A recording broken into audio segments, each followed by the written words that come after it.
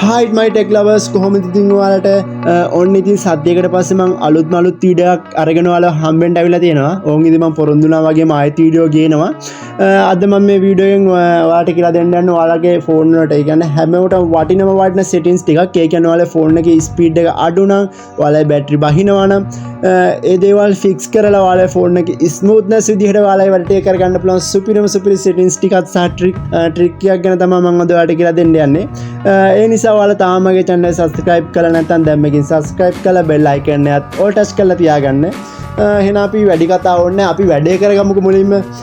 එහෙනම් අපි යන් අපේ පළවෙනි ට්‍රික් එක මොකක්ද කියලා බලන්න. හරි යාළුවනේ අද වීඩියෝ එකේ මම මුලින්ම ඔයාලට කියලා දෙන්න යන්නේ ඔයාලගේ ෆෝන් එක ස්පීඩ් කරගන්න පුළුවන් setting එකක් නෙවෙයි ට්‍රික් එකක් ගැන. ඉතින් යාළුවනේ ට්‍රික් එක තමයි ඔයාලගේ ෆෝන් එක ඔයාලා යූස් කරන්න කලින් අඩුම සතියකට පාරක්වත් ඔයාලා ෆෝන් එක රීස්ටාර්ට් කරගන්න ඕනේ. එහෙම රීස්ටාර්ට් කරපුවාම වෙන්නේ යාළුවනේ ඔයාලගේ RAM එකේ බ්ලොක් වෙලා තියෙන දේවල් ක්ලියර් වෙනවා. ඉතින් යාළුවනේ ඔයාලා දැන්නමත් දන්නවා ඇති කොහොමද ඔයාලගේ ෆෝන් එක රීස්ටාර්ට් කරගන්න කියලා. දන්නේ නැත්නම් යාළුවනේ ඔයාලගේ power button එකයි volume button එකයි එකපාර press කරගත්තට පස්සේ මේ වගේ බටන් එකක් වාට බලාගන්න පුළුවන් වෙයි. ඔයාලා ඒ බටන් එක උඩ එකපාරක් ටච් කරගන්න. මගේ මේ විදිහට නොටිෆිකේෂන් බාර් එක මේ විදිහට ස්ක්‍රෝල් ඩවුන් කරපුවහම මට මේ පැත්තකින් මේ බටන් එක බලා ගන්න පුළුවන්. එතන ටච් කරපුවහම දැන් රීස්ටාර්ට් කියලායි. ඔයාලා රීස්ටාර්ට් කියනකොට ටච් කරලා ඔයාලා ෆෝන් එක මුලින්ම රීස්ටාර්ට් කරන් ඉන්න. ඉතින් යාළුවනේ මම කලින් කිව්වා වගේ මේකෙන් දෙන්න ඔයාලගේ RAM එකේ බ්ලොක් වෙලා තියෙන දේවල් ක්ලියර් වෙන එක. ඒ වගේම තමයි යාළුවනේ මේ විදිහට ෆෝන් එක රීස්ටාර්ට් කරලා ෆෝන් එක ඔන් වෙනවනේ. එහෙම ඉතින් යාළුවනේ ෆෝන් එක ඔන් වෙච්ච ගමන්ම ඔයාලා ෆෝන් එක පාස්වර්ඩ් දීලා අන්ලොක් කරගන්න යන්න එපා.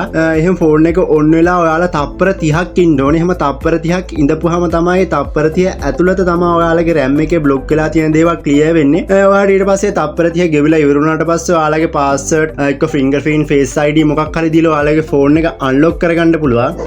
හරි ඉතින් යාළුවනේ අපි මේ ට්‍රික් එක කරලා ඉවර වෙලා අපි යන් අපේ setting එක පළවෙනි setting එක මොකක්ද කියලා බලන්න. හරි යාළුවනේ මම මේ වීඩියෝ එක මුලදීම ඔයාලට කියලා දුන්නේ ඔයාලා ෆෝන් එක ස්පීඩ් කරගන්න පුළුවන් ට්‍රික් එකක් ගැනනේ. දැන් ඉතින් මේ ට්‍රික් කියන කතාවෙන් පොඩ්ඩක් එහාට වෙලා දැන් අපි යන්නේ මේ ෆෝන් එක ස්පීඩ් කරගන්න පුළුවන් settings සම්බන්ධව ඔයාලට කියලා දෙන්න. ඒ setting යටතේ මම ඔයාලට කියලා දෙන්න යන පළවෙනි setting එක තමයි දැන් මම ඔයාලට පෙන්නන්න යන්නේ. ඒ setting එක මොකක්ද කියලා බලන්න ඔයාලා මුලින්ම ඔයාලගේ settings icon එක උඩ මේ විදිහට touch කරගන්න ඕනේ. එහෙම touch කරලා ඔයාලා මේ settings එක පල්ලෙහාට යන්න ඕනේ. එහෙම settings පල්ලෙහාටම ගියාට පස්සේ ඔයාලට බලා ගන්න පුළුවන් about phone කියලා තියෙනවා. ඔයාලගේ මේ about ෆෝන් කෙනෙක් එළියේ නොතිබෙන්නත් පුළුවන්. ඒ වුණාට ඔයාලගේ සිස්ටම් කියලා එකක් ඇති. ඒ සිස්ටම් කියන එක උඩ ටච් කරලා ඔයාලගේ about phone කියන එක හොයාගන්න. ඒක ඇතුලේ සමහර විට about phone කියන එක තියෙන්න පුළුවන්. ඉතින් යාළුවනේ එහෙම තිබෙන්නේ නැත්නම් ඔයාලට බලා ගන්න පුළුවන් මේ setting යටතේ search bar එකක් තියෙනවා. ඔයාලගේ search bar එකේ about phone කියලා search කළා ඒ විදිහට ඒ about phone කියන එක ඇතුලට යන්නත් පුළුවන්. ඉතින් යාළුවනේ කොහොම හරි ඔයාලා මේ විදිහට about phone කියන එකට ටච් කරලා ඒක ඇතුලට යන්න ඕනේ.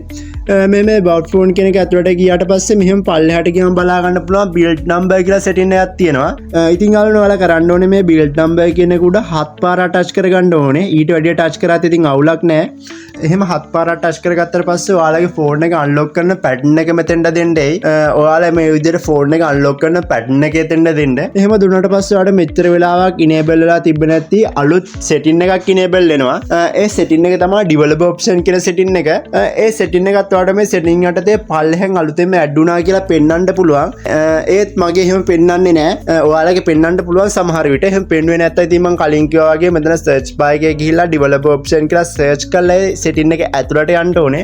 ඉතින් යාළුවනේ setting එක ඇතුළට ගියාට පස්සේ ඔයාලට මේ විදිහට තමයි බලා ගන්න පුළුවන් වෙන්නේ. ඉතින් යාළුවනේ ඊට පස්සේ ඔයාලා කරන්න ඕනේ මේ setting එක පල්ලෙහාට මේ විදිහට යන්න ඕනේ. එහෙනම් පල්ලෙහාට ගියාට පස්සේ ඔයාලට මේ විදිහේ settings තුනක් බලා ගන්න පුළුවන්. ඔයාලා මේ settings තුනේම මේ animation skill කියන එක අඩුම එකට දාගන්න ඕනේ. මෙතන අඩුම එක තියෙන්නේ 0.5. මම 0.5 නෙවෙයි මම මෙතන animation skill off කියන එකම දෙනවා. මම මේ විදිහට animation skill off කියන එක තුනේම දෙනවා මේ විදිහට යාළුවනේ.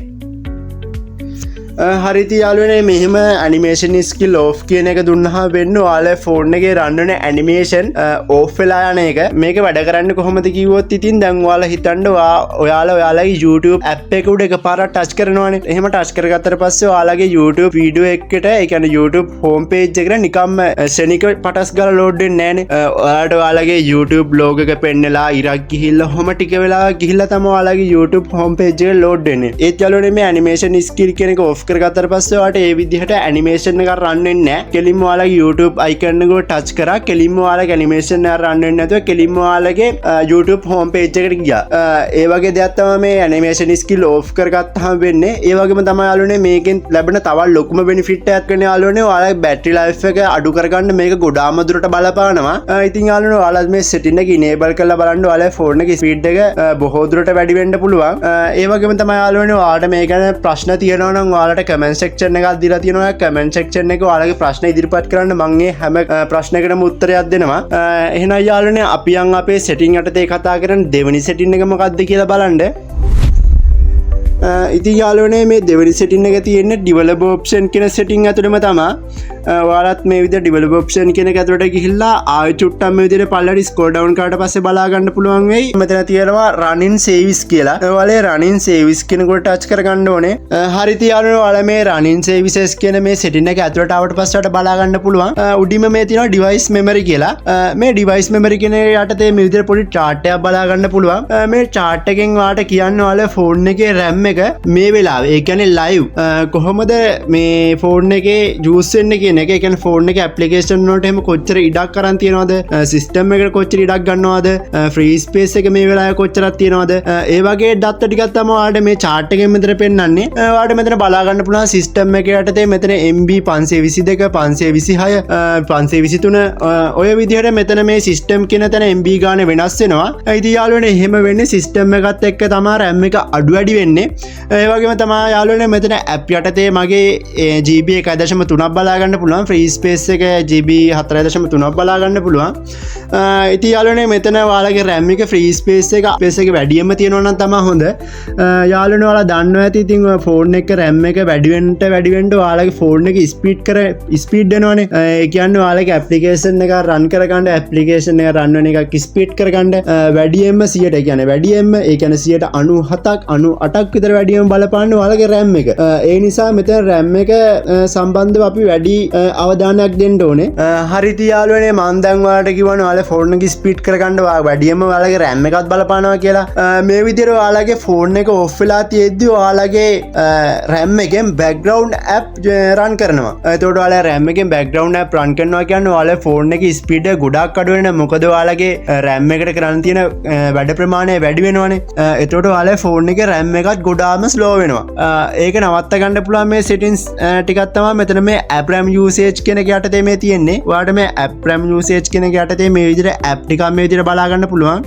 යාළුවනේ මෙතන මේ පෙන්නන app මොකක්ද කියලා ඔයාලට කියලා දුන්නොත් මේ තමයි ඔයාලා ෆෝන් එකේ දැන් ඔයාලගේ WhatsApp එක use කර හිටියා කියන්නකෝ. දැන් මේ WhatsApp එක use කර ඉද්දි ඔයාලා එකපාරටම WhatsApp එක close කරලා දාලා ඔයාලා යනවා ඔයාලා Facebook එකට.